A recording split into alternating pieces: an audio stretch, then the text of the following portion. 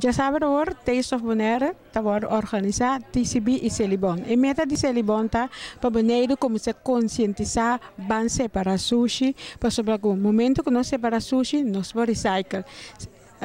Landfill está chegando ao ponto de mais alto e nós temos que evitar isso aí. Se pensei nós que pedir treine, ban começar a reciclar. E agora aqui me quero invitar, bem já sabe agora, na parque e aí não vamos mirar quanto custa o rende por fazer o artefacto na que nós disse esse clico tira fogo nós por fazer obra na ibana com plástico, glass, bleque, foam que custa não que nós nota para que é na dia que nós por reciclar.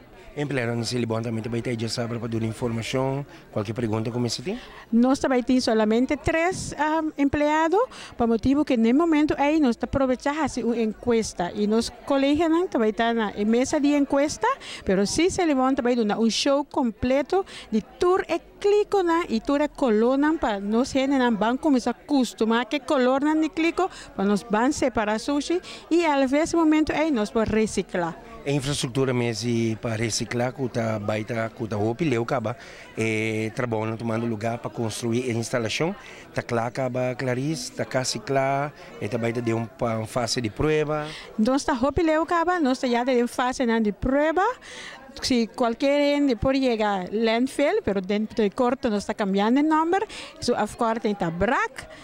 Llega aí não, não quer lo que o vista está mirando, porque nós temos cambio hopi grande, pero queda pendiente para dia abrir que nós também temos e também para tu rene chega para mirar, porque sobre se Libon está pedindo ban separar, pero tu rene está que pergunta que está passa depois que nós separar.